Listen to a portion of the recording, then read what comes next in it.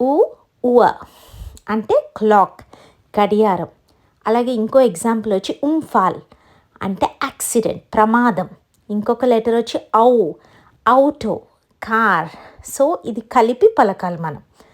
అలాగే ఇంకొక లెటర్ ఇది ఆయ్, ఆయ్, ఆయిలే అంటే ఆవుల్, గుడ్లగూబ. సో ఆయ్ అని పలకాలి దీన్ని. అలాగే ఇప్పుడు ఐ, ఇది ఫ్రీక్వెంట్గా యూజ్ చేసే వర్డ్. ఐ అంటే ఐస్, ఐస్ క్రీమ్. అలాగే ఐకి ఎగ్, గుడ్డు అనే ప్రత్యేకమైన వర్డ్ కూడా ఉంది. ఇప్పుడు ఏ, ఏ ఇది ఉమ్లౌట్. యాపిల్ అంటే apples, plural form of apple. అలాగే ఊ, ఊ, ఊల్ ఇది కూడా ఉమ్లౌట్. దీన్ని ఆయిల్, నూనె అని అంటాం అన్నమాట.